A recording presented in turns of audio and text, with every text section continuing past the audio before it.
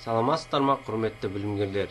Мен Талдықорған қаласы Жансүгіров колледжінің дене шынықтыру пәнінің оқытушысы Алиев Мұрат Кайсарович. Пәннің атауы таңдап алған спорт түрі бойынша жаттықтырушы дағдыларын жетілдіру. Бүгінгі біздің өтетін сабақтың тақырыбы дәрігерлік бақылау.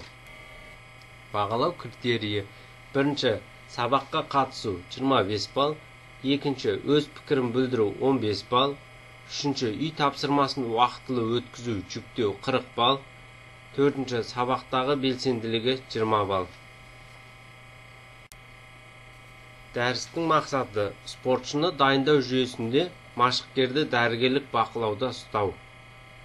Тақырыптың негізгі сұрақтары: жаттығу залындағы машықкердің денсаулығына мекемедегі дәрігерлік бақылау. Екінші, дәрігерлік бақылауды ұйымдастыру. Жаттығу залындағы машықкердің денсаулығына мекемедегі әртүрлік бақылауға мыналар кіреді.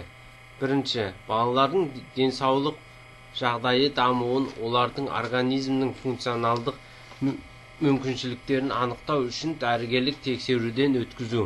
Екінші, дене тәрбиесінің жүргізілуін дәрігерлік педагогикалық бақылауға алу, дене жаттығуларының мазмұны мен жүргізу әдісін және балалардың организмнің жасына байланысты функционалдық мүмкіншіліктерін үйлесуін тексеру.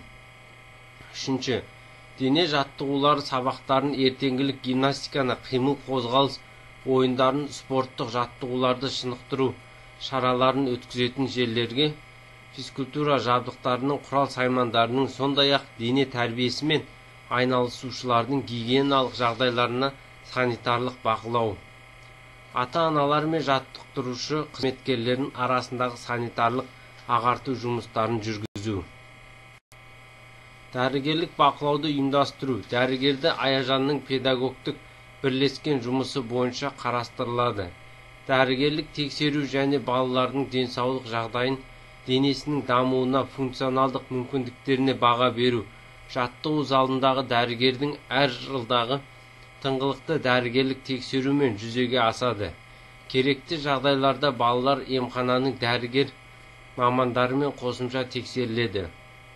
Денсаулық жағдайына баға беру кешенді түрде дәрігерлік тексеріс деректері ауыр сырқаулықтың нервтік, психикалық және дене дамуының ерекшеліктері негізінде жүргізіледі. Дәрігерлік педагогикалық бақылау бұл балалардың жас ерекшеліктері мен функционалды мүмкіндіктеріне қарай дене тәрбиесінің әр түрлі формаларын өткізудің мазмұнына, әр әдістеріне тән бағаны қамтиды.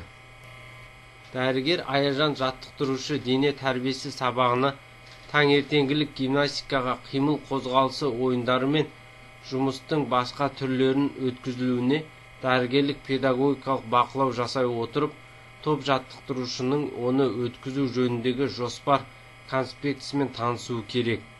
Сабаққа бақылау жасалып болғаннан кейін сабақтың жоспары мен мазмұны сол топтағы балаларға арналған бағдарламаның талап тілектеріне сай жауап бере ме, жоқ па, сондай-ақ қолданылған жаттығу балалардың жасына және дайындық деңгейіне сәйкес келмейтіндігін атап өткен жөн.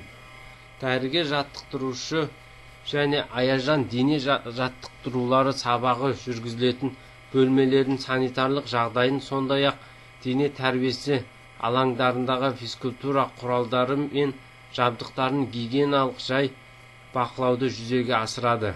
Дәрігер аяжан тәрбиешілер мен ата-аналардың гигиена, дене тәрбиесі мәселелері бойынша және оның балаларды дамытудағы рөлі жөніндегі білімдерін көтеруді жүзеге асырады.